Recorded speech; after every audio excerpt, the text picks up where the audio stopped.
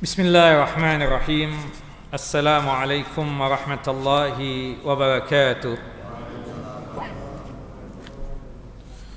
Innal hamdalillah nahmaduhu wa nasta'inuhu wa nastaghfiruh wa na'udzu billahi min syururi anfusina wa min sayyiati a'malina. May yahdihillahu fala mudilla lahu wa man yudlil fala hadiya lahu. Asyhadu an la ilaha illallah wahdahu la syarika lah wa asyhadu anna Muhammadan abduhu wa rasuluh. Wa laqad qala Allah ta'ala fi muhkami tanzil, ya ayyuhalladzina amanu taqullaha haqqa tuqatih wa la tamutunna illa wa antum muslimun. Wa ba'd, wa bisahli sadri wa yassir li amri wahlul 'uqdatam min lisani yafqahu qawli. Allahumma anfa'na bima 'allamtana wa 'allimna ma yanfa'una wa zidna 'ilma. Allahumma inna na'udzubika min jahdil bala wa darakash syaqa wa su'il qada wa syamatatil a'da. Allahumma inna na'udzubika minal barasi wal jununi wal juzami wa sayyil asqam. Allahumma inna na'udzubika min zawali ni'matika wa fuj'ati niqmatika wa tahawuli afiyatika wa jami'i sakhatika. Ikhwani wa akhawati fid din, a'azani wa a'azakumullah. Bapak dan Ibu yang selalu dimuliakan oleh Allahu Jalla wa Ala, melanjutkan kajian kita, pembacaan kitab Umdatul Ahkam karya Syekh Al-Allamah Al-Muhaddis Al-Faqih Abdul Ghani bin Abdul Wahid bin Ali Al-Maqdisi rahimahullah rahmatan wasi'ah, yang dimana insyaallah kita akan membahas hadis nomor 80 sampai hadis nomor 81, yang dimana hadis ini menjelaskan, hadis nomor 80 sampai hadis nomor 82, hadis-hadis yang menjelaskan tentang masalah kiblat. Ya, hadis nomor 80 sampai hadis nomor 82, 3 hadis yang insyaallah yang kita akan bahas. Hadis nomor 80, kemudian hadis nomor 81 dan hadis nomor 82. Hadis yang menjelaskan tentang salah satu syarat sahnya ibadah salat kita, yaitu istiqbalul kiblah, yaitu menghadap kiblat.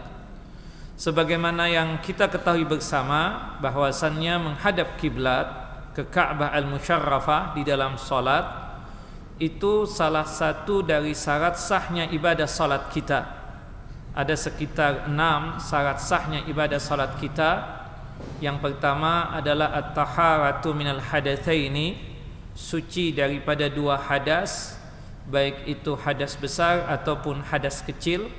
Hadas besar disucikan dengan cara mandi, sedangkan hadas kecil disucikan dengan cara berwudu.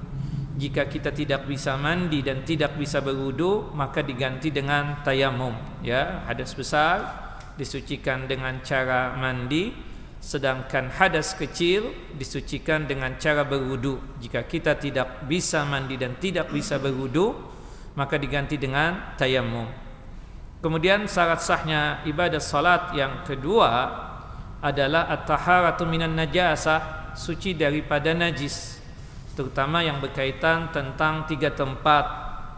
Ya, badan kita harus suci daripada najis, pakaian kita harus suci daripada najis, dan tempat solat kita harus suci daripada najis. Dan kita sudah kupas tuntas tentang syarat sahnya ibadah solat yang pertama dan yang kedua tadi. Kemudian yang ketiga adalah al-ilmu bidukhuli awqatis salat al-khams. Ya, mengetahui masuknya waktu salat fardu atau salat yang 5 waktu ini. Karena Allah Jalla wa Ala baru mewajibkan kita untuk melaksanakan salat fardu atau salat yang 5 waktu subuh, zuhur, asar, maghrib dan isya jika waktunya telah hadir atau telah tiba, sebagaimana yang Allah Jalla wa Ala firmankan dalam surah An-Nisa surah yang keempat ayat 103, fa aqimus shalah innas salata kanat 'alal mu'minina kitaban mawquta. Tegakkanlah salat, sesungguhnya kewajiban salat tersebut baru ada ketika waktunya telah hadir. Kemudian yang keempat yang menjadi syarat sahnya ibadah salat kita adalah syatul aurah, menutup aurat.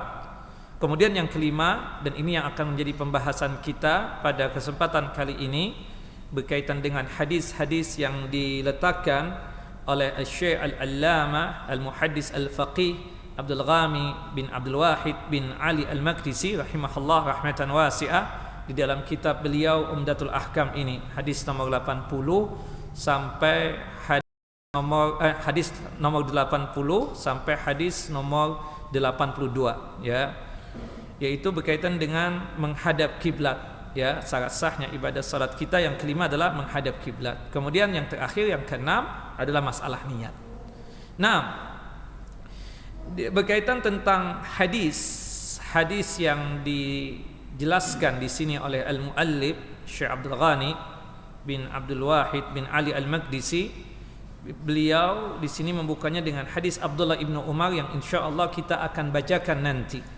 Nah, sebelum kita membacakan 3 hadis ini, kita perlu memahami tentang wajibnya kita ketika sholat, baik itu sholat wajib ataupun sholat sunnah, untuk menghadap kiblat, ya.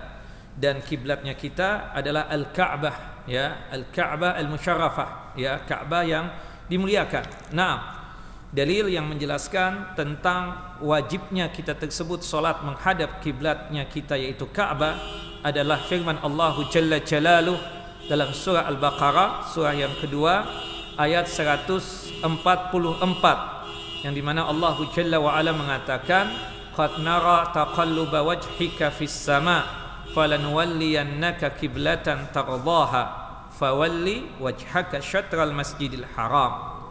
Nah, kami telah tahu engkau wahai Muhammad, di setiap hari engkau menengadah ke atas langit, ya, berharap perpindahan kiblat yang engkau ridhai, yaitu Ka'bah, ya, yang ada di kota suci Makkah. Karena pada waktu itu kita katakan kaum muslimin di Madinah kurang lebih 16 bulan, ada yang mengatakan 17 bulan, ada juga yang mengatakan 18 bulan, ada yang mengatakan bahwasannya kurang lebih 10 bulan, ya. Walhasil yang sering terkenal itu, ya, Rasulullah ketika sudah sampai ke Madinah itu kurang lebih 16 bulan dan 17 bulan masih menghadapkan salatnya beliau SAW dan para sahabat ridwanullah ajma'in, kaum muslimin yang ada di Madinah pada saat itu, menghadap Baitul Maqdis, ya, menghadap Baitul Maqdis yang ada di Palestina sana, nah, yang ada di Syam. Nah, kemudian ada hinaan dari orang-orang Yahudi, ya, orang-orang Yahudi penduduk Madinah pada saat itu, bahwasannya apa yang dibawa oleh Muhammad ini sama saja mencontoh kita. Buktinya ketika kaum muslimin sholat, ketika Nabi Muhammad dan para sahabat melaksanakan sholat, itu menghadapkan tubuh mereka ke Baitul Maqdis. Nah, kemudian Rasulullah berharap terjadinya perpindahan kiblat, ya, kiblat yang diinginkan oleh Nabi adalah Ka'bah. Nah, kemudian turunlah ayat ini menjelaskan bahwasannya terjadi perpindahan kiblat tersebut. Nah, para ulama berikhtilaf tentang kapan terjadinya perpindahan kiblat tersebut, termasuk tadi ada perdebatan juga, ya, bahwasannya berapa bulan sih ketika Nabi SAW sudah sampai di Madinah itu, Rasulullah dan para sahabat sholatnya menghadap, ya, menjadikan kiblatnya Baitul Maqdis itu. Ada yang mengatakan 16 bulan, ada yang mengatakan 17 bulan, ya. Ini yang menjadi pendapatnya sekelompok ulama, ya, sekelompok ulama mengatakan seperti itu. Di antara yang mengatakan itu, ya, disebutkan berkaitan tentang masalah ini, Syekh Muhammad bin Shalih Utsaimin mengatakan, wa kana Rasulullah fi awwali ma qadima ila al-Madinah kana yusalli ila Baitul Maqdis wa baqiya ala dhalik 16 atau 17 syahran. Adalah Rasulullah SAW ketika beliau baru pertama kali datang ke Madinah tersebut, dan beliau melaksanakan salat menghadap Baitul Maqdis itu kurang lebih 16 bulan atau 17 bulan, 16 bulan atau 17 bulan, seperti itu. Nah, dan ini yang dikatakan oleh sebagian ulama seperti itu, mengatakan 17 bulan atau 16 bulan atau 16 bulan atau 17 bulan.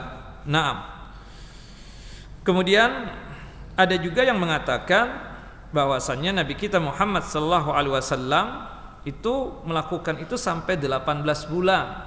Ketika sampai di Madinah, beliau dan para sahabat ridwanullah ajmain belum ada perintah lagi untuk menghadap kiblat Ka'bah yang ada di kota suci Mekah, itu sekitar 18 bulan. Ada yang mengatakan bahwasannya kurang lebih 10 bulan. Walhasil pendapat yang paling terkenal itu adalah 16 bulan atau 17 bulan.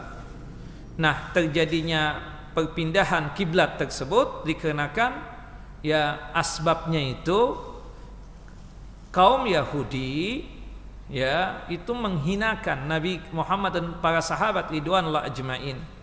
Seakan-akan Nabi Muhammad dan para sahabat ridwanullah ajmain itu mencontoh mereka juga ketika melakukan ibadah, yaitu menghadap kemana? Ke Baitul Maqdis. Setiap hari Nabi kita Muhammad SAW menengadah, melihat ke atas langit, berharap terjadi perpindahan kiblat. Nah, perpindahan kiblat tersebut yang diharapkan oleh Nabi SAW adalah Ka'bah al-Musyarrafah. Nah, tepat sebelum waktu asar turunlah ayat ini. Ada yang mengatakan habis setelah selesai salat zuhur turun ayat ini. Ada yang mengatakan sebelum salat asar. Intinya setelah salat zuhur dan sebelum masuknya waktu salat asar turunlah ayat ini, menjelaskan bahwasannya kiblat yang engkau hadapkan nanti tubuhmu wahai Muhammad ketika melaksanakan ibadah salat adalah kiblat yang engkau inginkan, yaitu Ka'bah al-Musyarrafah yang ada di dalam Masjidil Haram yang ada di kota suci Mekah, seperti itu. Nah, ini menjadi hujjah dan dalil bahwasannya kita semua tersebut wajib untuk menghadapkan tubuh kita tersebut ketika sholat, baik itu sholat wajib ataupun sholat sunnah, kiblatnya kita itu adalah Ka'bah, seperti itu. Nah, kapan itu terjadi perpindahan kiblat tersebut? Ada khilaf di kalangan para ulama tentang kapan kejadian tersebut. Ada yang mengatakan itu terjadinya di bulan Rabiul Awal, Ada juga yang mengatakan itu terjadinya di bulan Rajab, Ada yang mengatakan itu terjadinya di bulan Rajab. Di antara yang mengatakan terjadinya itu di bulan Rajab adalah Al-Imam Ibnu Ishaq rahimahullah rahmatan wasi'ah. Beliau mengatakan kurang lebih 17 bulan Rasulullah SAW menghadapkan tubuhnya ke arah Baitul Maqdis, termasuk para sahabat ridwanullah ajmain. Kemudian Allah Jalla Jalaluh memerintahkan Nabi Muhammad SAW untuk menghadapkan tubuh beliau ketika melaksanakan salat ke arah Masjidil Haram atau kota suci Mekah yang di situ ada Ka'bah al-Musyarrafah, dan itu terjadinya di bulan Rajab. Nah, ada juga yang mengatakan itu terjadinya di bulan Jumadi. Tidak disebutkan di sini apakah Jumadil ula ataukah Jumadis Tsaniyah. Itu yang menjadi pendapatnya Abdurrahman bin Abdullah bin Ka'ab bin Malik. Naam. Al-Imam Al-Waqidi mengatakan bahwasannya beliau punya pendapat yang berbeda. Terjadinya perpindahan kiblat tersebut yang tadinya dari Baitul Maqdis, kiblatnya kita kaum muslimin, kemudian diperintahkan oleh Allah Jalla wa Ala dengan turunnya firman Allah dalam surah Al-Baqarah ayat 144 ini, itu tepatnya di hari Selasa setelah Nabi SAW melaksanakan salat zuhur, dan di hari Selasa di pertengahan dari bulan Sya'ban, ya, di pertengahan dari bulan Sya'ban. Wallahu a'lam. Yang jelas kita katakan kurang lebih 16 bulan dan 17 bulan Nabi kita Muhammad SAW dan para sahabat penduduk Madinah pada saat itu menghadapkan tubuh mereka ketika salat ke Baitul Maqdis. Pastinya awal mula perpindahan kiblat tersebut terjadinya di salat asar. Itu pastinya kita katakan seperti itu, dan itu sepakat para ulama. Nah, itu sedikit informasi tentang kewajiban kita menghadap kiblat, dan kiblatnya kita adalah Ka'bah. Maka di sini disebutkan oleh Syekh Muhammad bin Shalih Al-Utsaimin rahimahullah rahmatan wasi'ah bahwasannya summa umira bihadzal amr fatawajjaha ilal Ka'bah. Kemudian Rasulullah SAW diperintahkan oleh Allah Jalla wa Ala setiap kali melaksanakan ibadah salat untuk menghadapkan tubuh beliau ke Ka'bah yang ada di kota suci Makkah. Naam, al-wajib fi istiqbalil qiblah. Fa in kana yumkinu musyahadatul Ka'bati fa innahu yajibu alaihi istiqbalu ainiha. Yang wajib ketika menghadap kiblat tersebut apabila memungkinkan buat kita untuk menyaksikan Ka'bah. Kita berada di dalam Masjidil Haram, maka di situ kita bisa menyaksikan Ka'bah, bisa melihat Ka'bah, maka wajib bagi kita menghadapkan tubuhnya kita ini ke fisiknya Ka'bah. Ya, wajib menghadapkan tubuhnya kita ini ke fisiknya Ka'bah tersebut. Naam. Kemudian jika sekiranya tidak mungkin, amma idza kana la yumkinu musyahadatul Ka'bah fa innahu yakfi bidzalika istiqbalul jihah bitaharri. Ya, apabila kita tidak mungkin untuk melihat Ka'bah, ya, maka tidaklah wajib tubuh kita ini kita hadapkan ke fisiknya Ka'bah. Cuma yang dicukupkan di situ pada saat kita sholat menghadapkan tubuh kita ke arah fisiknya Ka'bah, bukan ke fisiknya Ka'bah, cuma arahnya Ka'bah saja. Tentunya setelah ada ikhtiar dan ada usaha, kita katakan seperti itu. Sebagaimana yang Allah Jalla wa Ala firmankan di dalam surah At-Taghabun ayat yang ke-16, fattaqallaha mastata'tum.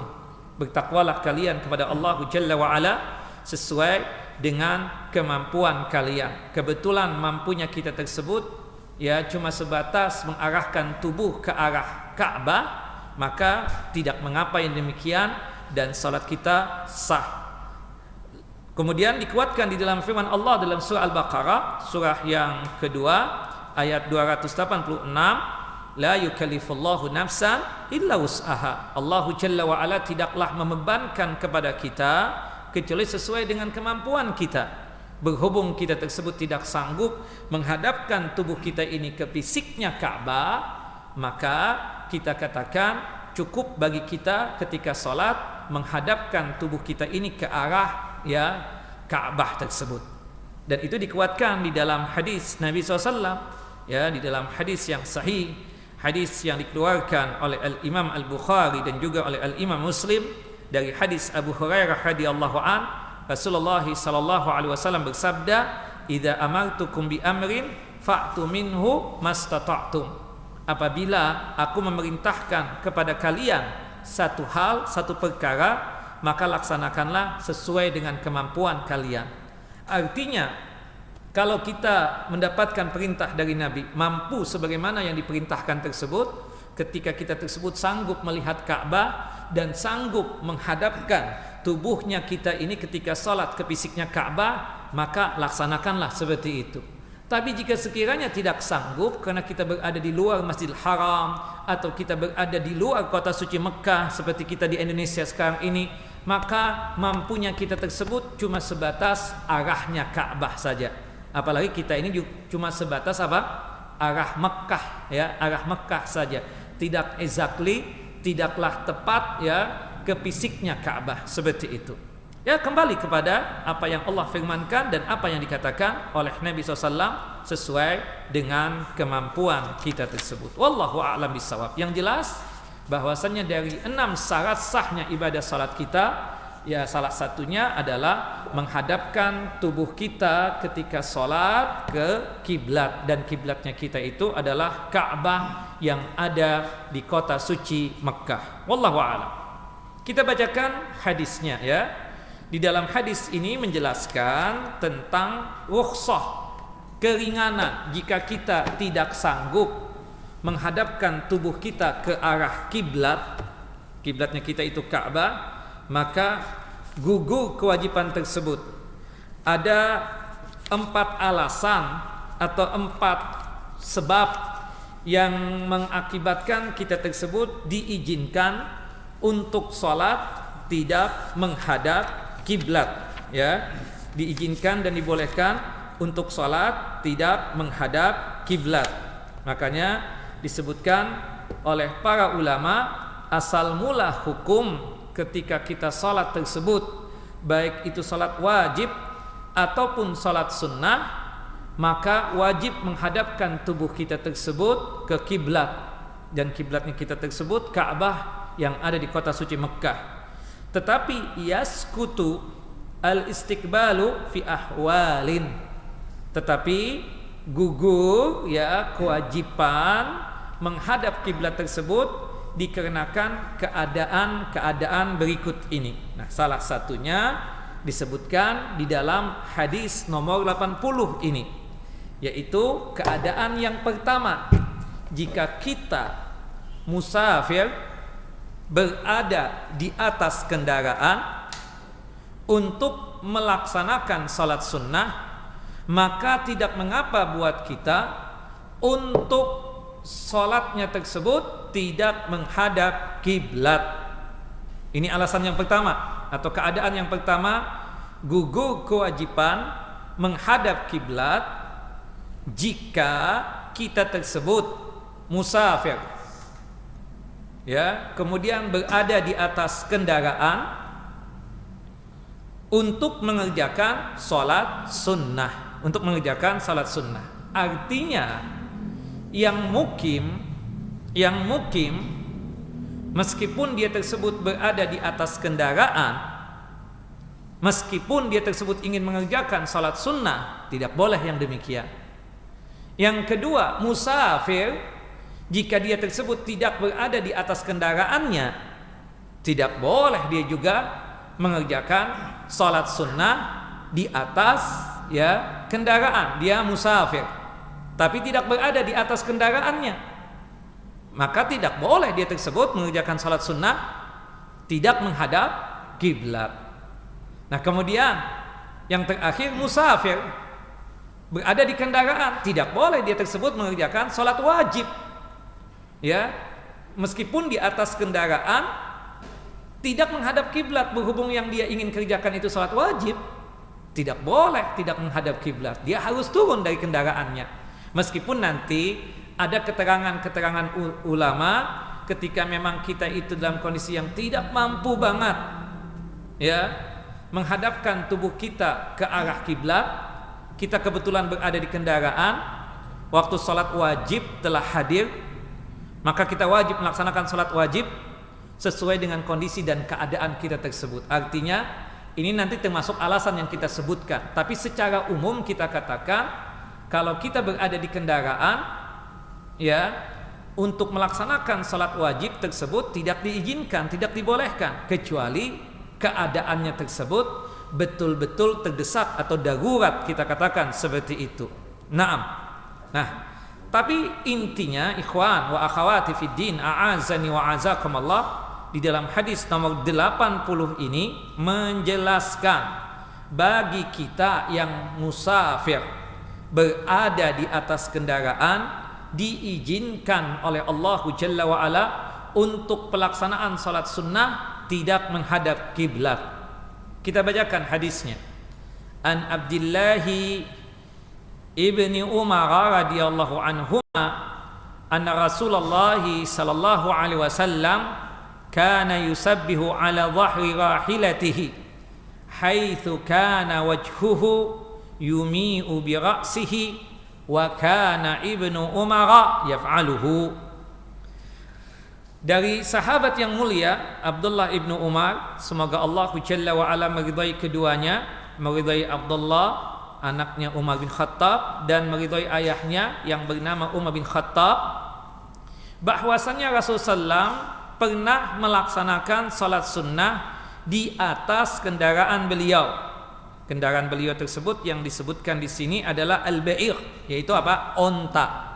Jadi beliau, Nabi kita Muhammad SAW pernah berada di atas onta beliau pada waktu beliau safar mengerjakan salat sunnah, yang dimana onta beliau tersebut menghadapkan tubuhnya sesuai dengan apa yang diinginkannya, artinya tidak menghadap kiblat. Ketika Rasulullah SAW tersebut salat sunnah di atas kendaraan beliau atau di atas onta beliau tersebut, beliau menganggukkan atau merendahkan kepala beliau sebagai isyarat untuk ruku dan sebagai isyarat untuk sujud. Wa kana Ibnu Umar yaf'aluhu, dan Abdullah ibnu Umar mencontoh apa yang diperbuat oleh Nabi kita Muhammad SAW tadi, mengerjakan salat sunnah di atas kendaraan. Disebutkan dalam riwayat yang lain, kana yutiru ala ba'irihi, bahwasannya Nabi kita Muhammad SAW mengerjakan salat sunnah di atas onta beliau pada waktu itu adalah salat sunnah witir. Artinya Bapak Ibu, kalau dikatakan salat witir di sini maksudnya adalah salat malam. Tahajud dan qiyamul lail ditutup dengan apa? Dengan witir. Ya. Tidak didapatkan bahwasanya Nabi kita Muhammad SAW cuma sebatas mengerjakan witir saja tanpa sebelumnya mengerjakan qiyamul lail atau tahajud atau salat malam tersebut. Dan witir itu bagian daripada salat malam. Jadi kalau dikatakan witir, kita katakan sebagai penutup, pastinya sebelumnya apa? Tahajud. Dari hadis ini menunjukkan ketika kita musafir bukan berarti gugur secara mutlak yang namanya salat sunnah tersebut. Masih diizinkan dan masih dibolehkan kita tersebut untuk mengerjakan salat sunnah meskipun kita musafir. Salah satunya adalah salat malam, tahajud, qiyamul lail dan witir. Naam. Dalam riwayat yang dikeluarkan oleh Imam Muslim, wali muslimin, ghaira annahu la yusalli 'alaiha al-maktubah. Disebutkan dalam riwayat Imam Muslim, Rasulullah itu cuma sebatas melaksanakan salat sunnah, berada di atas kendaraan beliau, di atas onta beliau. Sedangkan salat wajib, Nabi SAW turun dari onta beliau sallallahu alaihi wasallam. Dalam hadis yang dikeluarkan oleh Al-Imam Al-Bukhari, ilal fara'idha, salat sunnah apapun pernah dikerjakan oleh Nabi pada waktu safar, ya, di atas kendaraan beliau, di atas onta beliau, kecuali salat wajib. Kalau salat wajib, beliau turun dari kendaraan beliau untuk mengerjakan salat wajib tersebut. Naam, hadis ini sahih, dikeluarkan oleh Al-Imam Al-Bukhari di dalam kitab sahih beliau pada nomor hadis 1105, dan hadis ini juga dikeluarkan oleh Al-Imam Muslim di dalam kitab sahih beliau pada nomor hadis 700. Naam, disebutkan tentang ceritanya Abdullah ibnu Umar bin Khattab radhiyallahu anhuma. Ketika itu beliau melakukan safar dengan Sa'id bin Yasar. Sa'id bin Yasar ini annahu qala, beliau bertutur dan bercerita, kuntu asiru ma'a Abdullah bin Umar bi tariqi Makkah. Aku pernah safar dengan sahabat yang mulia Abdullah ibnu Umar untuk menuju Mekah. Ya, perjalanan kota suci Mekah. Jadi jalan menuju kota suci Mekah, artinya safarnya mereka dari Madinah menuju kota suci Mekah. Faqala Sa'id, kemudian Sa'id bin Yasar ini melanjutkan ceritanya.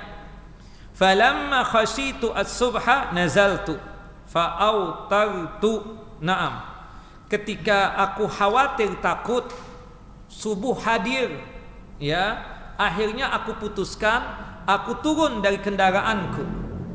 Tidak disebutkan kendaraan beliau apakah kuda ataukah onta.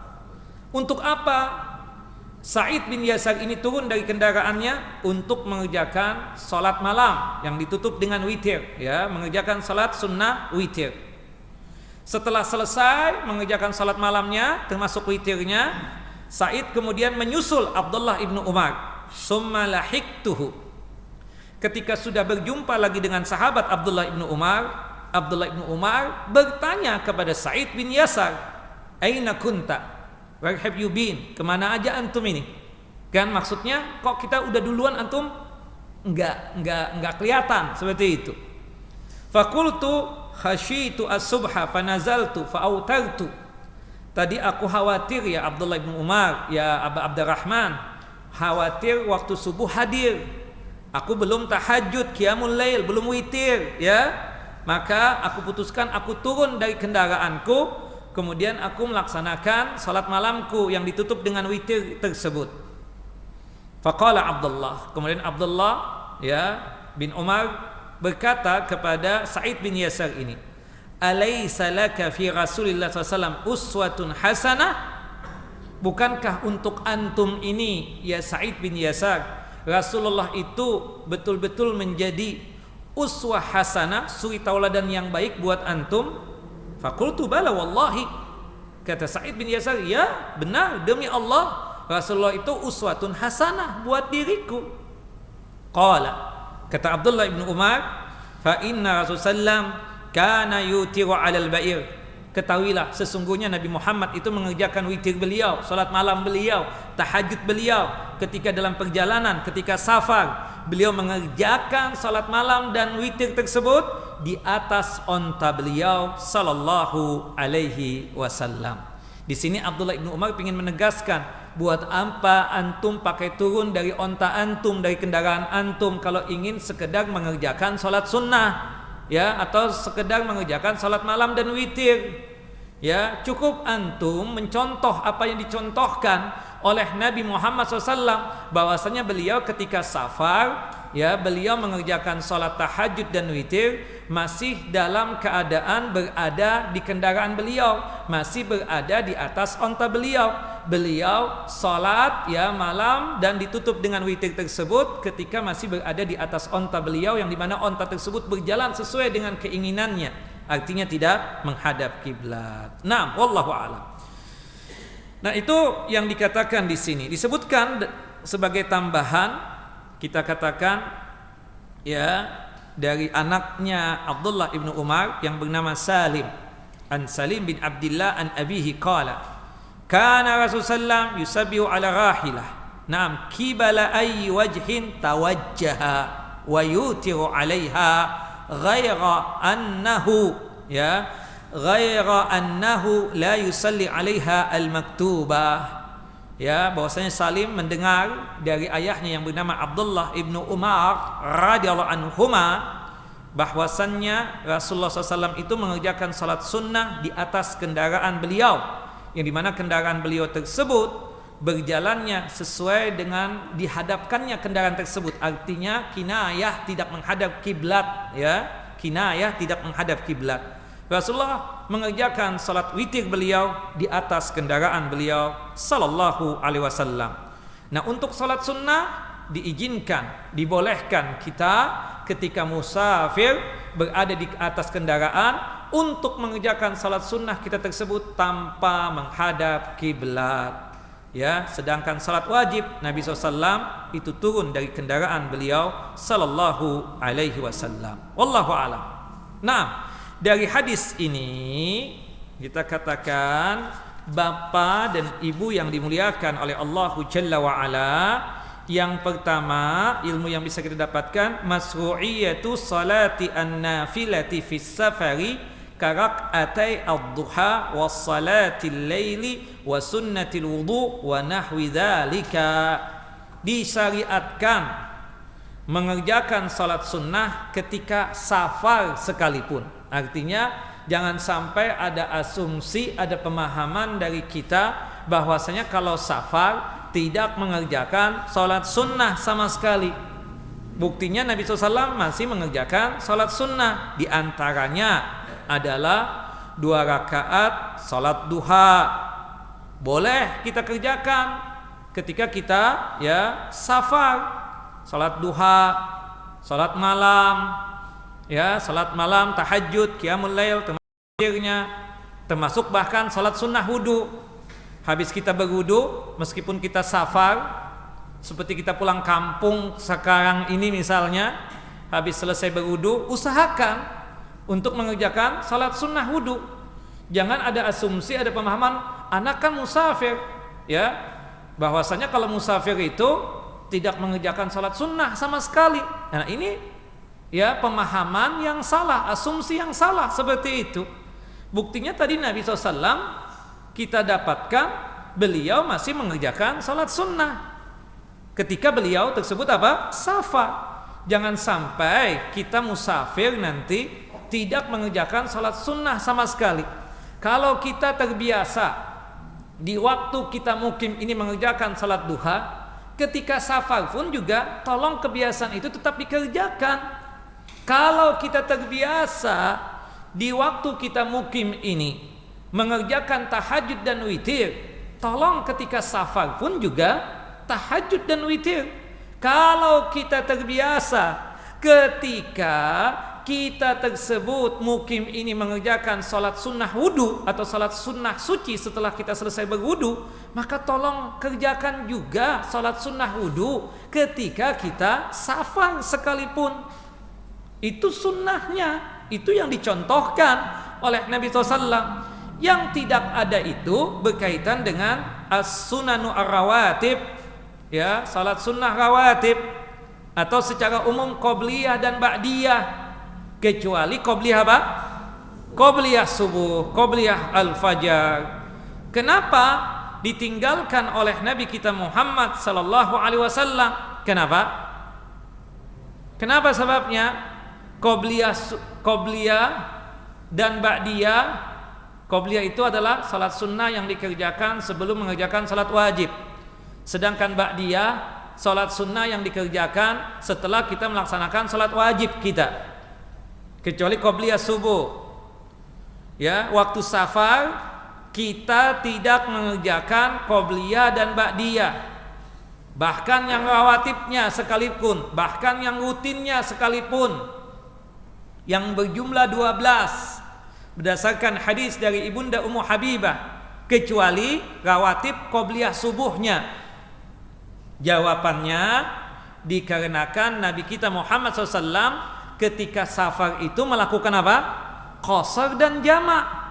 Qasar itu artinya memendekkan atau meringkas solat yang 4 jadi 2 rakaat.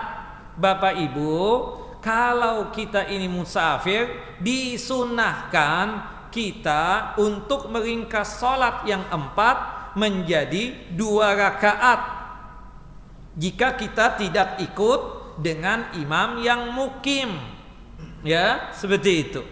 Jadi kalau kita safar, kebetulan kita juga nggak ikut dengan imam yang mukim, maka kita disunahkan untuk meringkas, mengqasar salat yang 4 jadi 2 rakaat.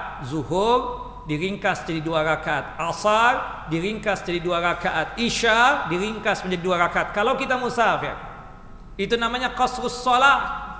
Hal itu sesuai dengan firman Allah Jalla wa Ala dalam surah An-Nisa, surah yang keempat ayat 101. Wa idza darabtum fil ardi fala junaha alaikum an taqsuru minas shalah. Apabila kalian tersebut safar, maka tidak mengapa buat kalian untuk meringkas solat yang 4 jadi 2 rakaat. Sekaligus kalau kita musafir itu diizinkan dan dibolehkan untuk menjamak solat. Menjamak itu artinya mengumpulkan 2 solat, menggabungkan 2 solat. Paketnya cuma ada 2. Paket yang pertama jamak, zuhur dan asar. Paket yang kedua jamak tersebut maghrib dan isya. Nah, kalau kita musafir, ya, kita mendapatkan keringanan. Boleh untuk mengqasar salat, boleh juga untuk menjamak salat. Dan adanya qasar dan adanya jamak tidak lain tujuannya untuk meringankan kita. yang seharusnya sholat ya 4 rakaat diizinkan dan dibolehkan oleh Allah Jalla wa'ala untuk kita ringkas menjadi 2 rakaat dikarenakan kita musafir tadi. Kemudian yang tadinya sholat sesuai dengan waktunya boleh kita majukan, itu sholat boleh juga kita mundurkan pelaksanaannya yang diistilahkan dengan sebutan jamak tadi itu.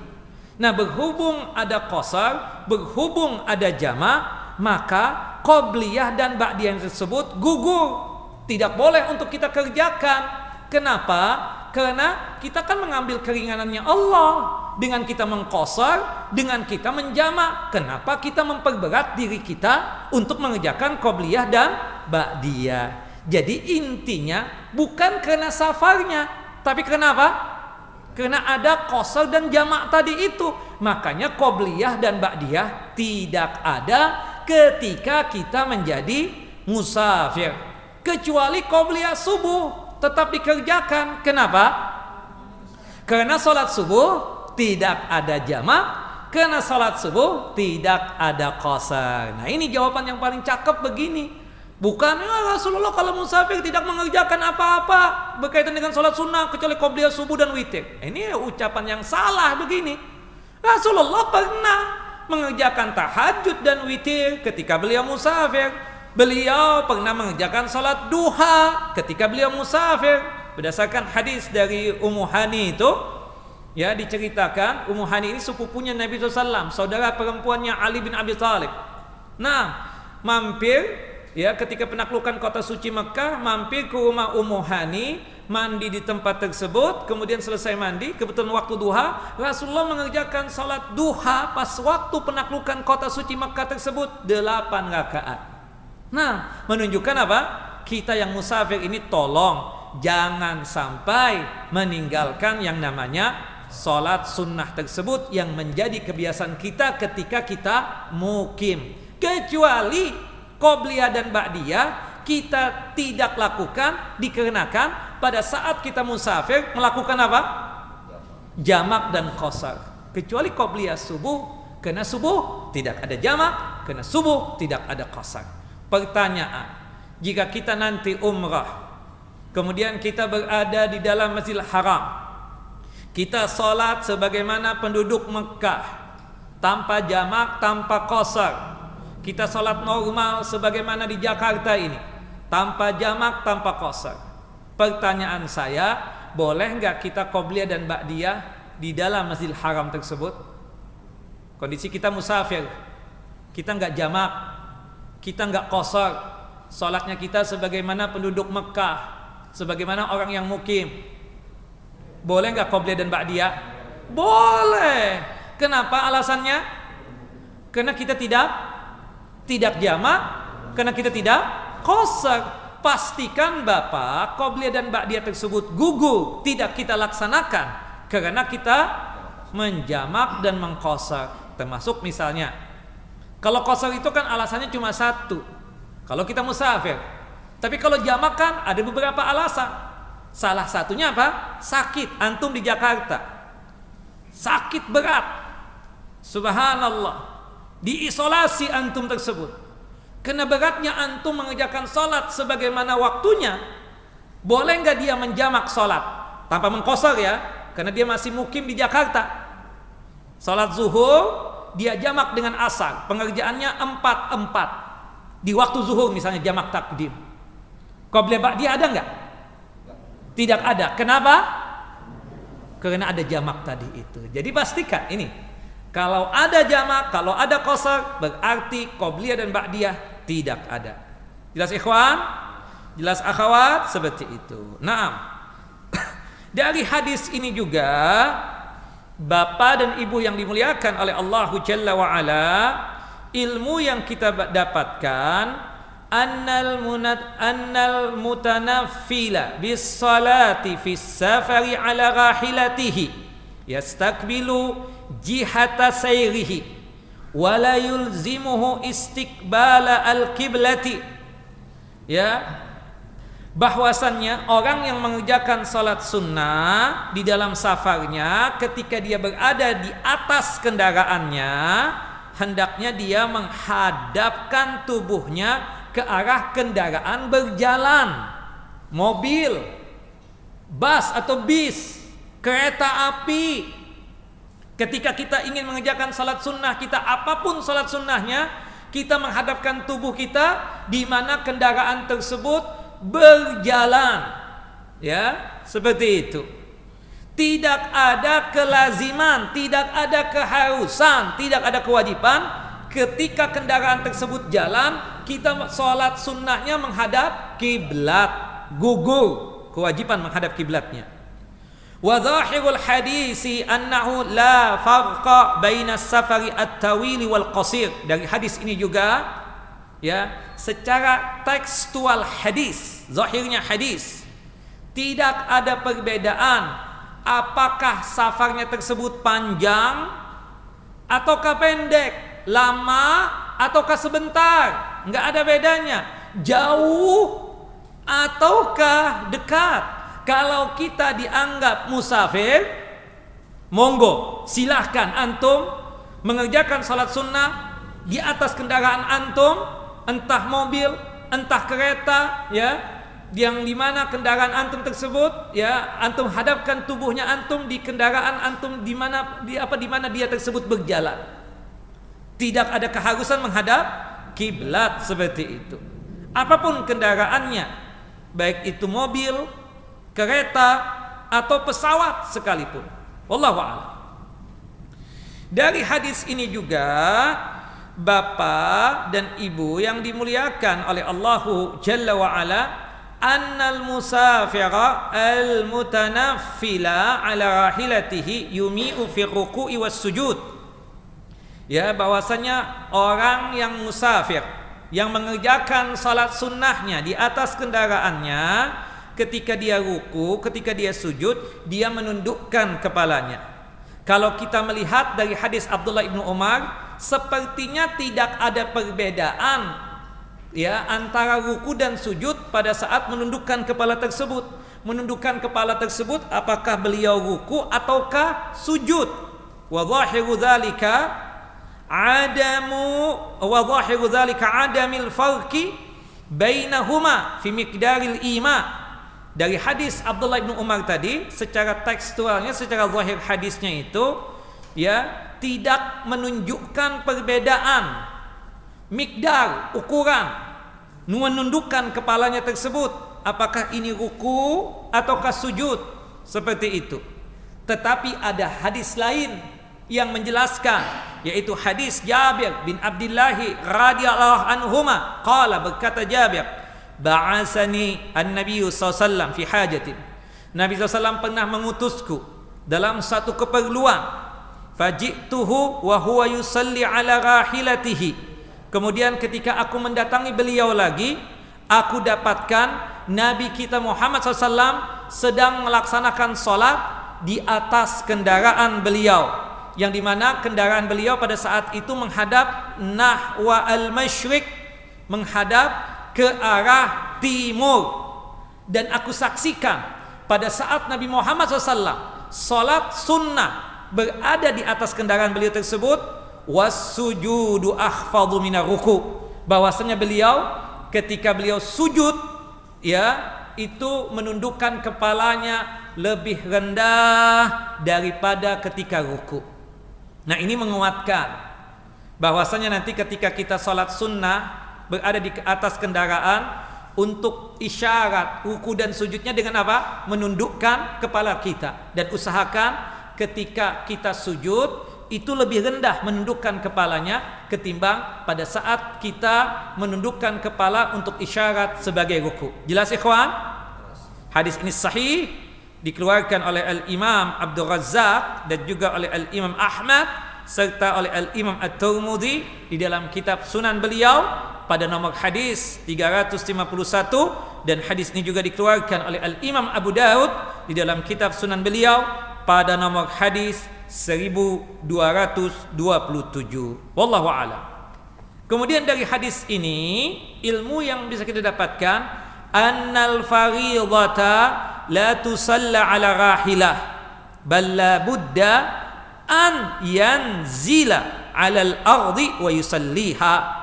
liqillatiha bidisbati ilan nafilah wa li'annaha akidun kama taqaddama wa hakadha law kana fi sayyarah fa innahu yakifu wa yusalli al-fardhah. Adapun salat wajib tidak dilaksanakan di atas kendaraan. Bahkan ketika dia ingin melaksanakan salat wajib, dia harus turun dari kendaraannya, mengerjakan salat yang 5 waktu atau salat wajib ini di atas tanah langsung. Kenapa? Karena salat wajib itu kan sedikit dibandingkan jumlah salat sunnah. Ya, apalagi kondisi salat wajib kalau kita musafir itu boleh dijamak dan boleh juga diqashar. Maka alangkah baiknya ketika kita tersebut ya akan mengerjakan salat wajib, jangan mengerjakannya di atas kendaraan, tapi harus turun dari kendaraan kita tersebut. Dan ini lebih ditekankan kita katakan dalam masalah pelaksanaan tersebut. Seperti misalnya kita pulang kampung bawa mobil, masuk waktu salat wajib, tolong antum ya parkirkan dulu mobil, keluar dari mobil antum, kemudian sholat wajibnya di atas tanah langsung, tidak di dalam mobil. Jelas ya? Seperti itu. Nah, kecuali nanti ada pembahasan berkaitan dengan ta'irah, pesawat, au fis-safinah, termasuk juga kita katakan kapal laut, termasuk juga nanti yang berkaitan dengan al-qitar, yaitu apa? Kereta api. Nah, nanti itu lain. Ya, pembahasannya yang lain kita katakan. Intinya di sini, jika kita bawa kendaraan yang dimana kendaraan kita tersebut mudah untuk kita turun, seperti mobil misalnya, mudah untuk turun, maka oleh sebab itu hendaknya kita mengerjakan sholat wajib kita tersebut ya di luar daripada mobil kita tersebut. Hendaknya mengerjakan salat wajib kita tersebut di atas tanah, bukan di dalam mobil tersebut. Ya, karena itu kendaraan yang kita mudah untuk turun. Tapi adapun pesawat, adapun kapal laut, adapun kereta, tidak mungkinlah kita turun. Maka kita kembalikan kepada firman Allah Jalla Jalaluhu dalam surah At-Taghabun tadi ayat yang ke-16, fattaqullaha mastata'tum. Bertakwalah kepada Allah sesuai dengan kemampuan kita. Termasuk bisa jadi di kereta api misalnya, tidak memungkinkan kita tersebut untuk berdiri, maka harus duduk. Tidak memungkinkan juga untuk menghadap kiblat, maka kembalikan kepada firman Allah dalam surah At-Taghabun tadi. Termasuk juga firman Allah Jalla wa'ala di dalam surah Al-Baqarah, ayat yang terakhir dari surah Al-Baqarah tersebut, la yukallifullahu nafsan illa wus'aha. Ya, Allah Jalla wa'ala tidak pernah membebankan kepada kita kecuali sesuai dengan kemampuan kita. Firman Allah dalam surah Al-Baqarah ayat 286.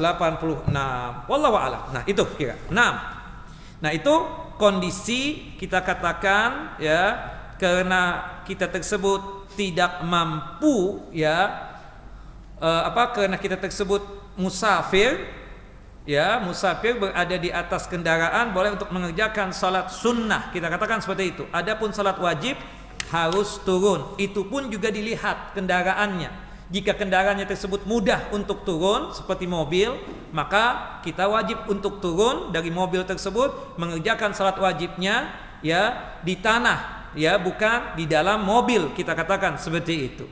Adapun kendaraan yang susah untuk kita turun seperti kereta api, seperti misalnya ya pesawat, seperti misalnya kapal laut, maka kembalikan kepada firman Allah Jalla wa ala surah Al-Baqarah dan juga surah At-Taghabun tadi yang sudah saya bacakan tadi. Wallahu a'lamu bis-shawab. Naam.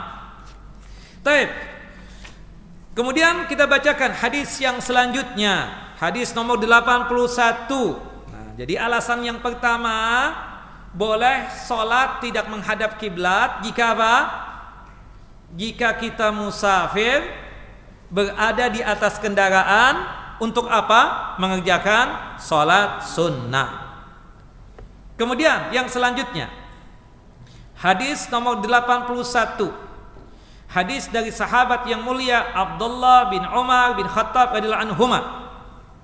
Qala berkata, bainama an-nasu biquba'in fi salati subhi id ja'ahum atin faqala inna nabiyya sallallahu alaihi wasallam qad unzila alaihi al-lailata qur'anun wa qad umira ay yastaqbilal qiblata fastaqbiluha wa kanat wujuhum ila syam fastadaru ila al-ka'bah. Diceritakan oleh Abdullah ibnu Umar, semoga Allah Jalla wa Ala meridai keduanya, meridai Abdullah dan meridai ayahnya yang bernama Umar bin Khattab. Ketika masyarakat Kuba sedang melaksanakan salat subuh. Kuba itu daerah yang sekarang ini masuk kota suci Madinah, ya. Itu dari Masjid An-Nabawi kira-kira 6 kiloan lah, seperti itu, atau 5 kiloan seperti itu, dari Masjid An-Nabawi ke Masjid Kuba. Masjid Kuba itu adalah masjid yang pertama kali yang dibangun oleh Nabi SAW. Karena ceritanya ketika beliau hijrah tersebut, sebelum masuk ke jantungnya kota suci Madinah, beliau mampir dulu ke Kuba. Nah, di situ beberapa hari Nabi SAW sempatkan untuk membangun Masjid Kuba ini. Nah, ceritanya ya, ketika terjadi perpindahan kiblat, itu terjadinya kapan tadi perpindahan kiblat? Kalau untuk harinya sepakat hari Selasa, untuk sholatnya sepakat juga itu, yaitu sholat asar. Terlepas apakah langsung habis sholat zuhur turun firman Allah tadi surah Al-Baqarah ayat 144 tadi itu, ya, ataukah sebelum pelaksanaan sholat asar. Yang jelas kita katakan setelah sholat zuhur, kemudian sebelum sholat asar turun tuh ayat tadi itu. Nah, kemudian yang menjadi perdebatan itu apakah itu terjadinya di bulan Rajab ataukah di bulan Sya'ban. Ada yang mengatakan tadi di bulan Jumadil, ya, tidak disebutkan apakah Jumadil Ula apakah Jumadil Tsaniyah. Walhasil seperti itu. Nah, penduduk Kuba belum dengar nih bahwasanya Nabi Muhammad SAW dan para sahabat yang sholat di Masjid An-Nabawi sudah mengarahkan tubuhnya kemana? Ke kota suci Makkah yang di situ ada Ka'bah. Tidak mengerti tentang perpindahan kiblat. Dipikir oleh mereka bahwasanya kiblat tetap Baitul Maqdis yang ada di Palestina tersebut. Datanglah seorang sahabat Nabi, namanya Abbad bin Bashar radhiyallahu an. Abbad bin Bashar ini masuk ke dalam Masjid Kuba. Pada waktu itu penduduk Kuba sedang sholat subuh. Sudah dapat 1 rakaat. Sudah dapat apa? 1 rakaat. Kemudian sahabat Abbad bin Bashar ini mengatakan, Inna nabiyya sallallahu alaihi wasallam qad unzila alaihi al-lailata Qur'an. Sesungguhnya Nabi Muhammad SAW kemarin, ya, al-lailah itu simbol tadi malam atau kemarin, Rasulullah sudah dapat Quran, maksudnya telah dapat wahyu dari Allah Jalla Jalaluh. Di dalam wahyunya Allah Jalla wa'ala, tepatnya pada ayat 144 sampai ayat 150, ya, itu menjelaskan tentang masalah perpindahan kiblat, ya, ayat 144. Nah, subhanallah, dan Rasulullah diperintahkan menghadapkan kiblat yang diinginkan oleh Nabi, yaitu Ka'bah al-Musyarrafah yang berada di kota suci Makkah. Fastaqbiluha, kata Abbad bin Bashar, tolong kalian arahkan tubuh kalian ke arah kota suci Makkah. Disitulah ada Ka'bah. Akhirnya apa? Mereka berjalan memutar. Tadinya wajah mereka tersebut menghadap ke Syam. Syam itu 4 negara, Palestina, Yordania, Syria, dan Lebanon.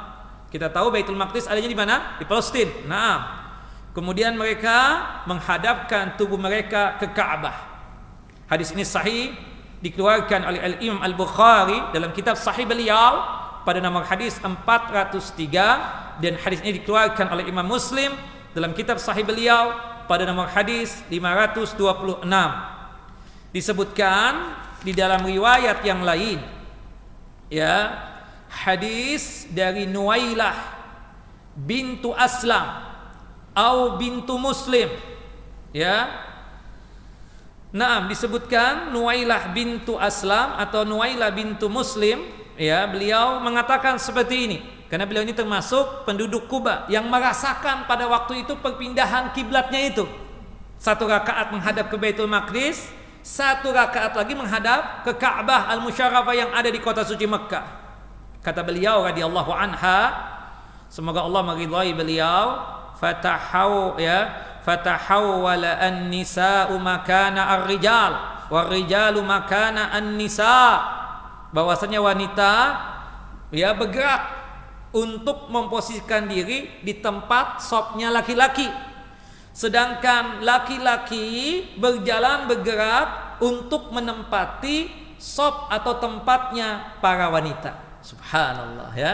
Artinya kan satu masjid, kemudian mereka bergerak, kemudian dilihat oleh Nuwailah ini bahwasannya sopnya kita yang perempuan, tahu-tahu ya kita bergerak mengisi sopnya laki-laki atau tempatnya laki-laki.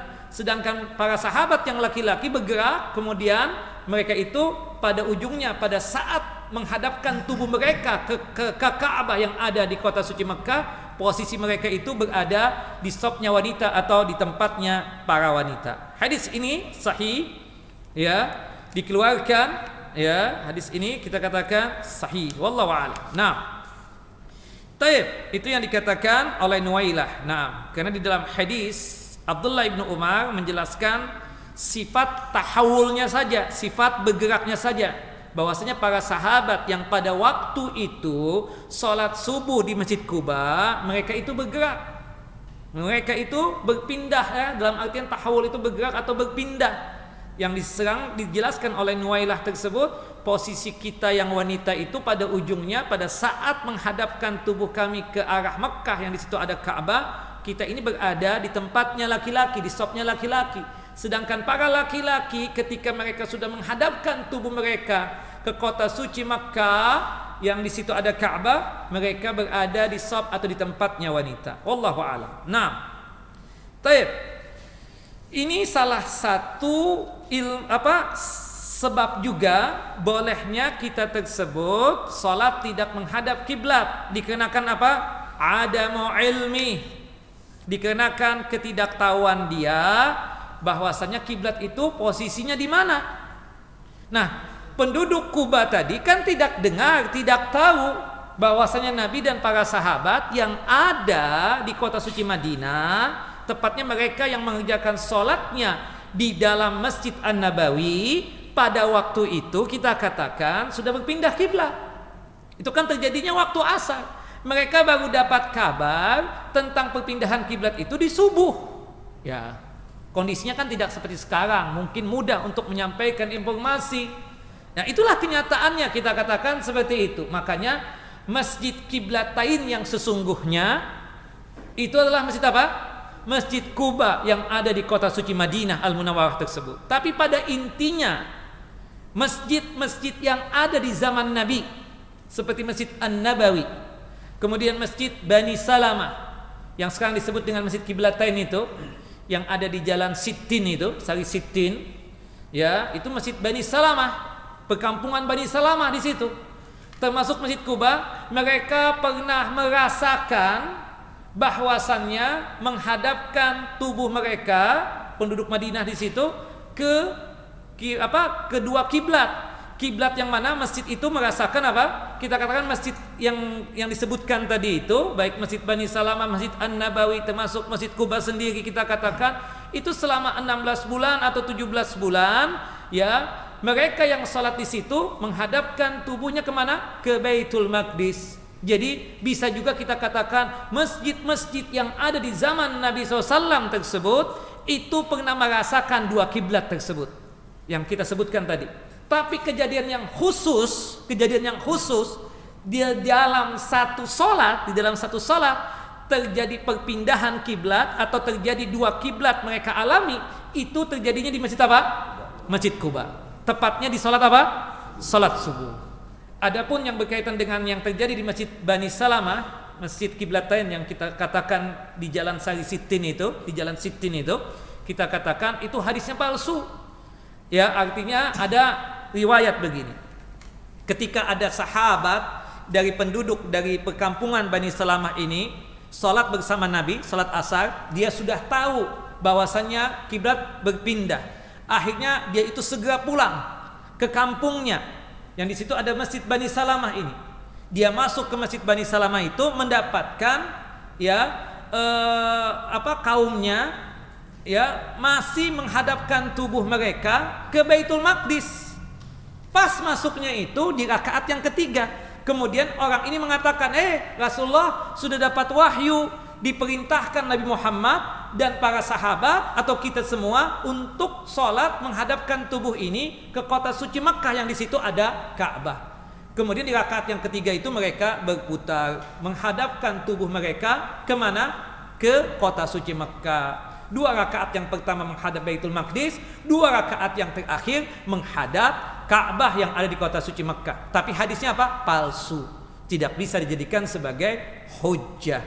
Ya, sering diceritakan di dalam sirah An-Nabawiyah sering diceritakan tentang ini.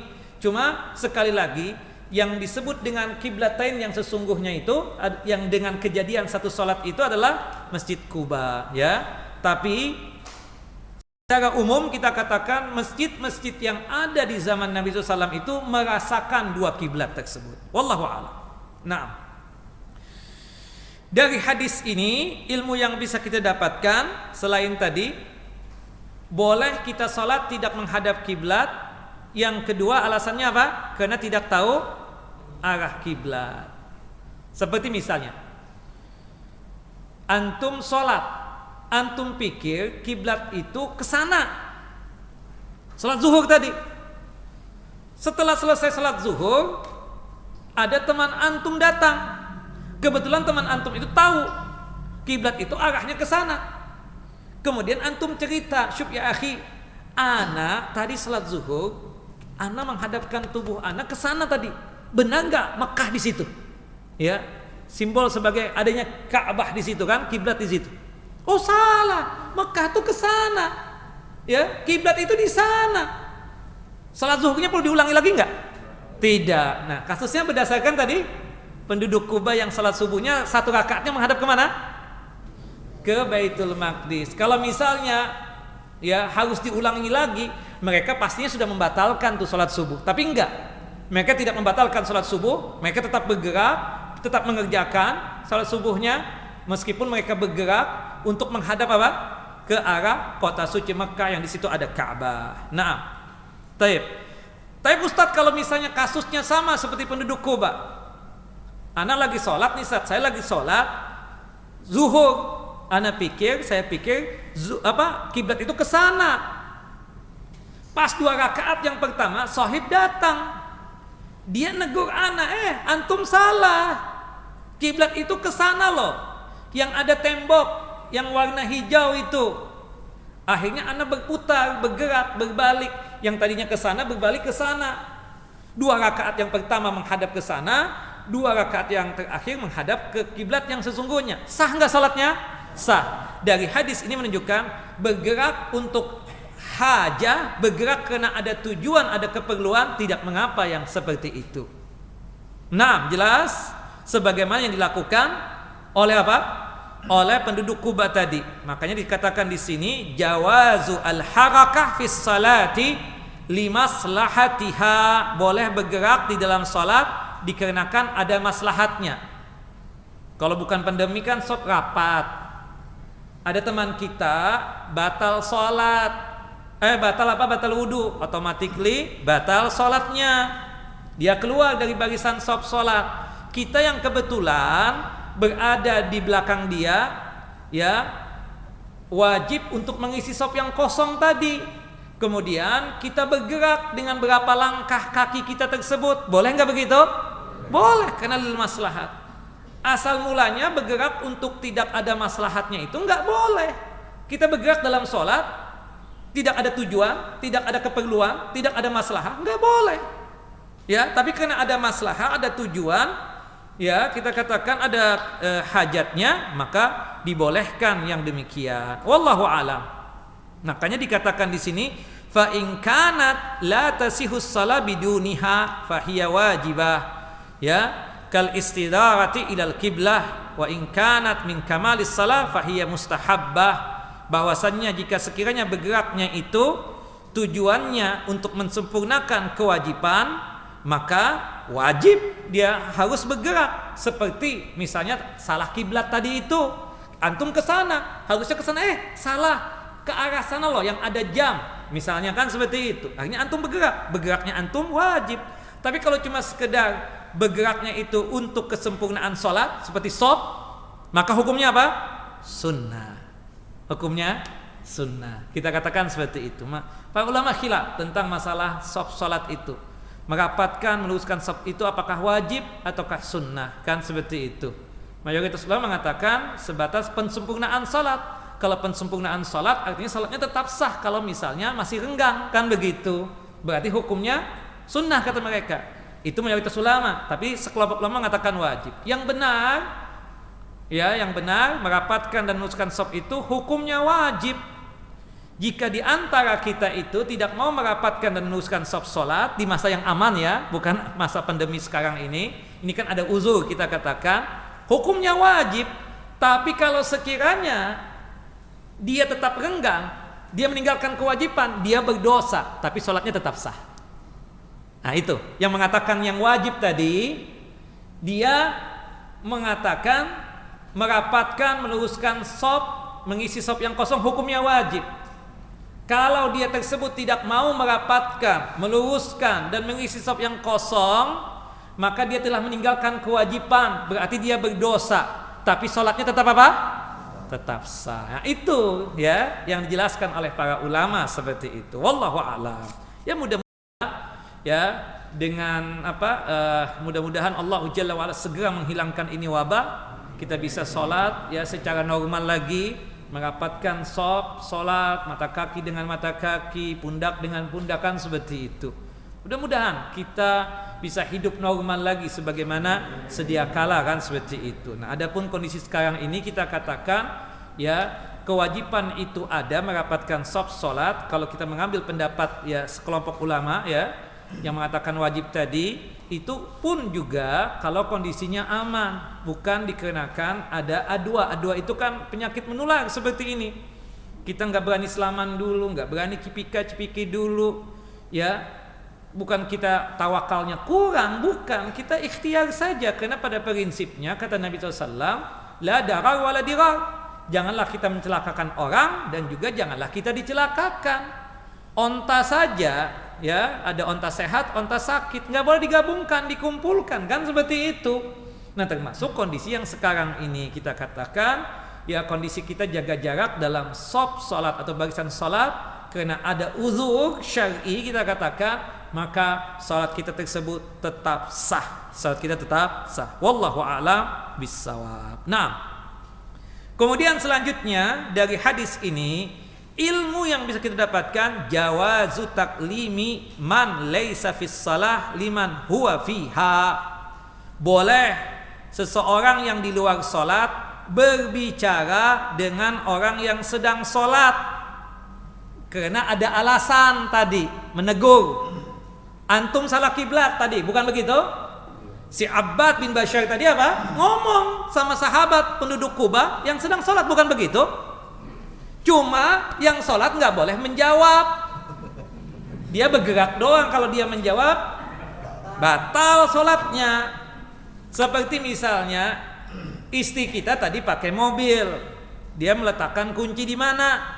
Kita pingin buru-buru keluar. Kebetulan kita nggak tahu nih kunci diletakkan di mana. Dia sedang sholat. Kita buru-buru. Kita terburu-buru nih, pingin cepat keluar karena ada kerjaan yang nggak bisa ditinggal. Kita nanya, kunci ditaruh di mana? Kemudian istri kita nunjuk ke sana misalnya. Sah nggak sholat istri kita? Sah. Tidak mengapa yang demikian. Yang penting dia nggak ngomong. Kalau ngomong batal. Ya, seperti itu. Kalau ngomong dia batal seperti itu. Nah, kadang kan kita sholat mendengar suara orang, kan kadang begitu kan? Mendengar seorang kita sholat mendengar, apakah batal sholat kita? Enggak, kan seperti itu. La yufsidu as-shalah, ya seperti itu. Nah, taib, kemudian hadis yang terakhir yang kita bahas pada kesempatan kali ini yaitu hadis nomor 82. Jadi dua alasan sudah kita dapatkan. Asal mula hukum melaksanakan ibadah salat, baik itu salat wajib ataupun salat sunnah menghadap kiblat. kecuali jika 4 alasan berikut ini. 2 alasan sudah kita dapatkan. Yang pertama, jika kita musafir berada di kendaraan untuk mengerjakan salat sunnah. Yang kedua, boleh salat tidak menghadap kiblat jika memang kita tidak tahu di mana arah kiblat tersebut. Wallahu a'lam.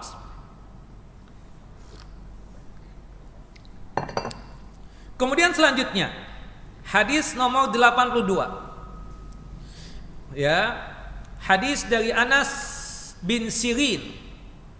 Nah, ini hadis ini konteksnya sama, yaitu berkaitan dengan hadis nomor 80, menerangkan tentang Rasulullah SAW mengerjakan sholat sunnah di atas kendaraan. Diceritakan oleh Anas bin Sirin, ya, beliau ini kita katakan seorang tabi'in, ya, tabi'in itu yang sejaman dengan para sahabat ridwanullah ajmain. Ya, Anas bin Sirin ini saudara imam yang terkenal. Siapa? Muhammad bin Sirin. Muhammad bin Sirin. Taib. Nah, dia murid langsung dari Anas bin Malik. Anas bin Malik ini kita katakan adalah pembantu Nabi SAW, artinya sahabat Nabi, sekaligus muridnya langsung Nabi Sallallahu Alaihi Wasallam.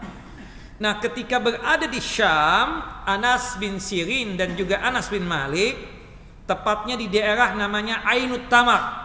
Ya, nama daerahnya apa di Syam itu? Ainut Tamar. Anas bin Sirin melihat Anas bin Malik salat di atas dongkinya, keledainya. Fara'aituhu yusalli ala himarin. Aku melihat Anas bin Malik salat di atas keledai beliau. Salat apa di sini? Tentunya salat sunnah. Nah, yang dimana diperhatikan oleh Anas bin Sirin ini, Anas bin Malik itu salatnya tidak menghadap kiblat karena berada di atas kendaraan beliau. Wa'ai, ya, bahwasannya dia melihat Anas bin Sirin tersebut, Anas bin Malik salat di atas kendaraannya dongki atau keledai yang tidak menghadap kiblat. Dia tanya, selesai Anas bin Malik salat di atas kendaraan keledai beliau tersebut tidak menghadap kiblat, Anas bin Sirin tanya kepada Anas bin Malik, faqultu ra'aituka tusalli li ghairil kiblah. Nah, sahabat Nabi Anas bin Malik, ana lihat antum tadi salat tidak menghadap kiblat. Subhanallah. Kemudian Anas menjawab apa? Faqala laula anni ra'aitu Rasulullah sallallahu alaihi wasallam yaf'aluhu lam af'alhu. Ya, kalau sekiranya aku tidaklah melihat Rasulullah SAW salat seperti itu, tidak bakalan aku lakukan itu. Artinya Anas bin Malik pernah lihat Rasulullah SAW salat di atas kendaraan tidak menghadap kiblat. Salat apa itu? Salat sunnah. Kalau bukan karena aku melihat Rasulullah SAW mengerjakan itu, tidak bakalan aku mengerjakan itu. Nah, ini inti hadis nomor 82 yang dimana sudah kita bahas pada pada hadis nomor 80, yaitu menerangkan bahwasannya untuk sholat sunnah, ya, ketika kondisi kita musafir berada di atas kendaraan, boleh kita mengerjakan sholat sunnah ketika posisi kita berada di atas kendaraan, keadaan kita musafir, untuk, ya, tidak menghadap kiblat. Jadi sekali lagi hadis nomor 82 ini menjelaskan, ya, diizinkan, dibolehkannya kita yang musafir yang berada di atas kendaraan untuk mengerjakan salat sunnah tidak menghadap kiblat. Adapun yang ketiga dan keempat, boleh salat tidak menghadap kiblat, ya, dikarenakan, ya, adalah siddatul khauf, takut yang sangat luar biasa. Kapan takut yang sangat luar biasa tersebut? Ketika perang. Allahu Jalla Jalaluhu berfirman di dalam surah Al-Baqarah, surah yang kedua, ayat 238 sampai ayat 239. Ya, pada ayat 238 Allah menjelaskan kewajiban salat yang 5 waktu. Hafidhu 'ala salawati was salatil wusta wa qumu lillahi qanitin. Kewajiban salat 5 waktu. Kemudian pada ayat 239-nya Allah Jalla wa'ala menerangkan kondisi berperang tetap sholat wajib, tetap wajib. Ya, artinya di sini menandakan apa? Berperang sekalipun tetap sholat. Selama akal pikiran ini masih normal, ya, masih sehat, wajib mengerjakan sholat yang 5 waktu ini. Tapi kalau kondisi perang apa? Fa in khiftum farijalan aw rukbana. Kalau sekiranya antum berperang, takut yang sangat luar biasa, takut dibunuh oleh musuh, maka boleh sholatnya dalam kondisi berjalan kaki atau boleh sholat dalam kondisi berkendaraan. Nah, artinya tidak menghadap apa? Tidak menghadap kiblat. Dan ini alasan yang ketiga, boleh kita tersebut sholat tidak menghadap kiblat jika kondisi kita takut dan khawatir yang sangat luar biasa. Takut dan khawatir yang sangat luar biasa itu adalah kondisi ketika berperang. Nah, seperti itu. Kemudian yang keempatnya adalah kita katakan berkaitan tentang kondisi kita, ya, indal ajzi an istiqbalil kiblah. Ketika kondisi kita lemah, tidak mampu menghadap kiblat. Bisa jadi sakit, bisa jadi tidak sakit, sehat walafiat. Sakit, tubuh sudah tidak mampu lagi digerak-gerakkan, kita katakan seperti itu. Maka sholatlah sesuai dengan kondisi fisik kita tersebut. Gak perlu anaknya tersebut mengarahkan kasurnya ke sini atau menghadapkan dia ke arah sini, angkat sana, angkat sini. Enggak. Karena kondisi fisiknya tersebut tidak bisa bergerak berat betul, maka sholatlah sesuai dengan kemampuan dia. Kembalikan kepada firman Allah Jalla Jalaluh dalam surah Al-Baqarah ayat 286. La yukallifullahu nafsan illa wus'aha. Termasuk surah At-Taghabun ayat yang ke-16. Fattaqallaha mastata'tum. Tapi kita sehat Ustaz. Tapi berada di mana? Di kereta api. Enggak ada musola. Ada mungkin kecil banget. Pernah kita dapatkan itu ketika di kereta. Bisa berdiri, ada ruangan khusus untuk para pegawainya itu untuk sholat di situ. Cuma dipastikan tidak bisa juga menghadap kiblat. Berdirinya bisa, ya, tapi nggak khusus lah, sudah goyang-goyang gitu kan, karena kondisi kereta kan seperti itu. Maka berdiri bisa jika kita berada di situ. Tapi kalau nggak bisa juga duduk, nggak apa-apa, nggak ada masalah. Kembalikan kepada 2 ayat tadi, surah At-Taghabun ayat yang ke-16 dan surah Al-Baqarah ayat 286 tadi itu. Nah, karena kita nggak bisa menghadap kiblat, waktu sholat telah datang, telah hadir, sholat di kereta. Sholat wajib kan Rasulullah tidak pernah tadi Ustaz. Tayyib, benar. Rasulullah sholat wajib tidak pernah di atas kendaraan beliau. Kendaraan yang bagaimana? Kendaraan yang mudah turun. Onta, kuda, dongki, keledai mudah turun. Kalau kita di mobil pribadi kita misalnya, mudah kita untuk turun. Tapi kalau kereta nggak mungkin lah. Maka oleh sebab itu apa? Salatlah di dalam kereta tersebut. Meskipun tidak menghadap kiblat, ya kan? Karena kondisi kita tidak mampu, adamul istita'ah atau al-ajzu an istiqbalil kiblah. Kita lemah, nggak mampu menghadap kiblat. Kembalikan kepada firman Allah dalam surah Al-Baqarah ayat 286. La yukallifullahu nafsan illa wus'aha, dan surah At-Taghabun ayat yang ke-16 fattaqallaha mastata'tum. Seperti itu. Dan dikatakan oleh Nabi kita Muhammad sallallahu alaihi wasallam, idza amartukum bi amrin fa'tu minhu mastata'tum. Apabila aku memerintahkan kepada kalian, maka laksanakanlah sesuai dengan kemampuan kalian tersebut. Sesuai dengan kemampuan kalian tersebut. Tayyib. Saya Muhammad Shalih Utsaimin menambahkan, ya, satu lagi. Kalau orang nggak ngerti sama sekali kiblat, nah, tadi termasuk yang saya sebutkan, nggak paham di hutan misalnya, ya kan? Kita nggak bawa handphone lagi atau handphone kita hilang, Atau bawa handphone juga, cuma handphone kita jadul, nggak ada kompas di dalamnya, kan seperti itu. Maka dia berusaha untuk mencari apa? Mencari arah kiblat sesuai dengan kemampuan dia. Kalau dia misalnya memperkirakan, oh kiblat ke sini, ternyata pada keadaannya dia salah kiblat, maka sholatnya tetap sah. Nah ini kita katakan penjabaran saja, masuknya kategori yang kedua tadi, ada mu'ilmin, ya kan, nggak tahu tentang arah kiblat. Intinya asal mula hukum melaksanakan ibadah salat ini, syarat sahnya salah satunya adalah menghadap kiblat, dan kiblatnya kita adalah Ka'bah al-Musyarrafah yang ada di kota suci Mekkah. Kemudian boleh salat tidak menghadap kiblat jika kita mendapatkan 4 alasan berikut ini. Yang pertama adalah jika kita musafir, berada di atas kendaraan kita untuk mengerjakan apa? Salat sunnah.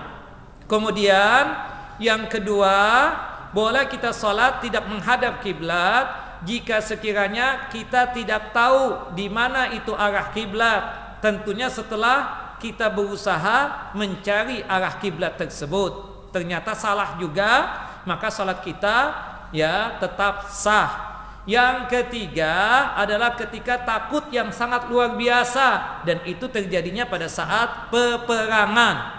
Kemudian yang terakhir, boleh salat tidak menghadap kiblat jika kita tidak mampu mengarahkan tubuh kita ke arah kiblat. Bisa jadi karena sakit, bisa jadi sehat walafiat, tapi memang tidak mampu, seperti kita berada di kereta api misalnya, seperti itu. Wallahu a'lam bissawab. Ini kira yang bisa disampaikan pada kesempatan kali ini. Ada pertanyaan? Silahkan. Assalamualaikum warahmatullahi wabarakatuh. Ada dua pertanyaan dalam satu kasus. Ini kasus saya pribadi kebetulan. Ketika ada dalam perjalanan menuju Bandung, itu perjalanan kami kan perkiraan kita bisa sholat subuh di rest area. Dan ternyata dalam perjalanan macet total, bawa mobil juga gitu, dan itu kondisinya. Dan nggak bisa keluar. Rest area masih jauh, dan kami mengerjakan sholat subuh itu kayaknya nggak kejar. Jadi waktu itu kita ambil keputusan, istri dan lainnya itu sholat di mobil. Sedangkan yang bertanya saya tadi hukum untuk sholat wajibnya istri dan anak-anak itu kan. Dan kedua, karena yang bisa nyetir waktu itu hanya saya, sedangkan saya juga nggak bisa untuk sholat pergantian alih supir. Iya. Itu gimana saat sholat bersama sendiri? Pertama, harus jalan pelan-pelan. Iya. Bisa nggak dia memarkirkan mobil ke tempat yang aman untuk dia melaksanakan sholat di luar daripada mobil? Nggak bisa misalnya.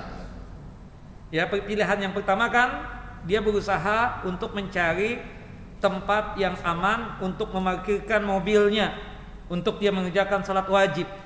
Karena memang asal mulanya melaksanakan sholat wajib tersebut itu di atas tanah, bukan di atas atau di dalam kendaraan, kita katakan seperti itu. Nah tentu kendaraan yang kita mudah untuk turun, kendaraan kita mudah turun aslinya mobil, cuma kita berada di tol, gak mungkin kita tersebut memarkirkan mobil kita di tol tersebut, apalagi kondisinya macet total. Kemudian jika tidak mampu kita memarkirkan mobil kita tersebut, maka diizinkan, dibolehkan kita sholat di dalam mobil tersebut.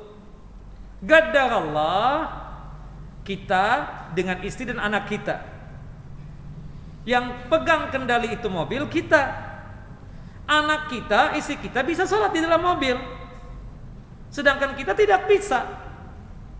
Ya, subhanallah, mobil nggak bisa diparkirkan, kemudian mobil setir mobil harus dipegang, kita pun juga terasa tidak bisa untuk sholat sambil megang setir mobil. Istri kita alhamdulillah udah sholat, anak-anak kita alhamdulillah sudah sholat di dalam mobil tadi, karena kondisi tadi nggak bisa memarkirkan mobil. Maka apa? Kita berusaha nanti untuk sholat sesuai dengan waktunya. Syukur-syukur kalau kita musafir. Subhanallah, keluar sebelum zuhur. Ketemu, kita katakan zuhur di jalan. Perkiraan kita sampai di tujuan asar. Kita bisa melakukan jamak takhir kalau kita musafir.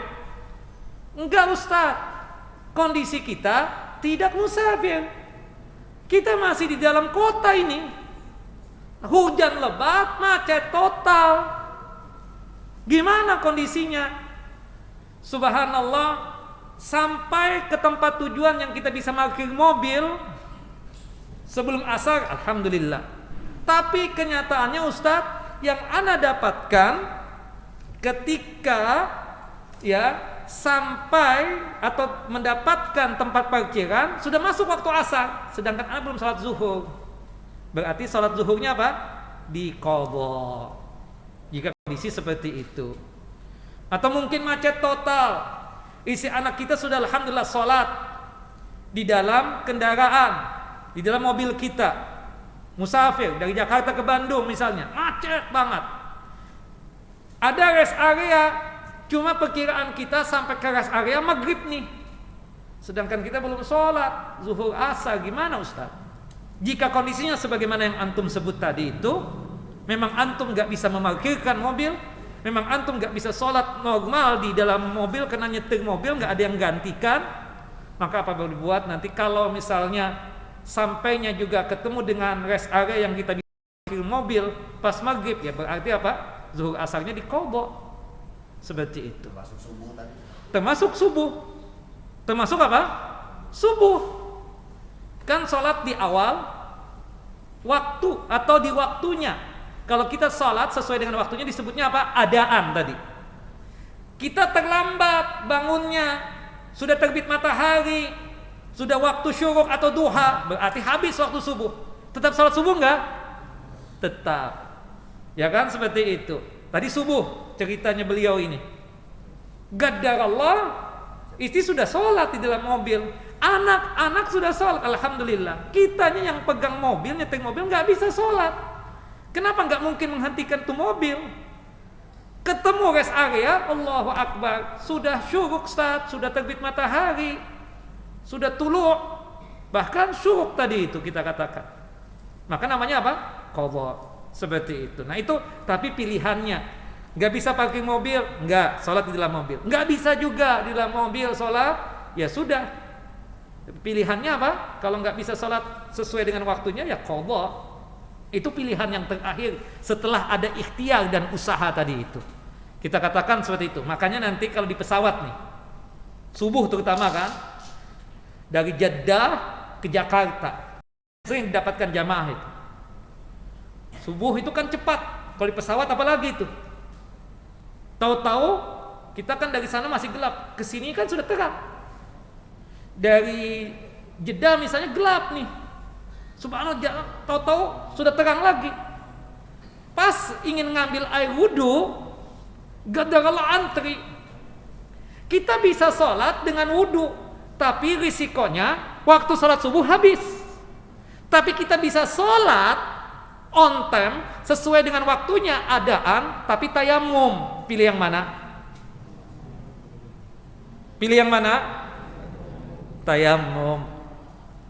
Salat subuh kita bisa ngambil air wudu, tapi resikonya waktu subuh habis. Atau pilihan yang kedua, salat subuh on time tapi kita tayamum. Pilih yang mana? Tayamum. Seperti itu kira-kira. Wallahu a'lam. Kalau sambil nyupir boleh nggak sih Ustaz? Boleh. Rasulullah tadi. Sambil nyupir mobil. Iya. Rasulullah kan salat sunnah itu sambil megang onta beliau. Seperti itu. Nah kondisi kita kan salat wajib Ustaz, kan nggak bisa turun kita, nggak bisa parkir, sambil nyetir nggak ada masalah. Memang nggak ada khusunya itu, khusu itu kan menghadirkan hati untuk Allah kita katakan. Ya tentu tidak normal sebagaimana kita salat sebagaimana biasanya. Cuma kalau antum bisa salat sambil nyetir, monggo silahkan lakukan itu. Ketika mau ruku tundukkan kepala, ketika mau sujud juga tundukkan kepala seperti itu. Masih pegang apa? Setir kita. Kalau bisa mampu seperti itu, lakukan seperti itu. Wallahu a'lam. Cukup ya masa pandemi ini. Udah deh cukup. Insya Allah sudah jam 2:30 ini. ya.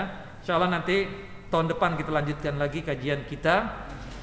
Mudah-mudahan Allah Jalla Jalaluh ya memanjangkan umur kita di dalam ketaatan kepadanya. Semoga Allah Jalla wa Ala selalu melindungi kita dan melindungi keluarga kita. Kemudian semoga kita selalu sehat walafiat, selalu dimudahkan rizki dan nikmat, dan selalu terhindar dari mara bahaya, kesusahan dan kesulitan. Amin ya rabbal alamin. Semoga Allah Jalla wa Ala segera menghilangkan ini wabah corona atau virus COVID-19 di negeri yang kita cintai ini. Semoga kita bisa beraktivitas normal sebagaimana sedia kala. Wallahu a'lam. Wa sallallahu nabiyana Muhammad wa ala ali Muhammad kama sallaita ala Ibrahim wa ala ali Ibrahim innaka Hamidun Majid. Allahumma barik ala Muhammad wa ala ali Muhammad kama barakta ala Ibrahim wa ala ali Ibrahim innaka Hamidun Majid. Subhanakallahumma wa bihamdika asyhadu an la ilaha illa anta astaghfiruka wa atubu ilaik. Assalamualaikum warahmatullahi wabarakatuh.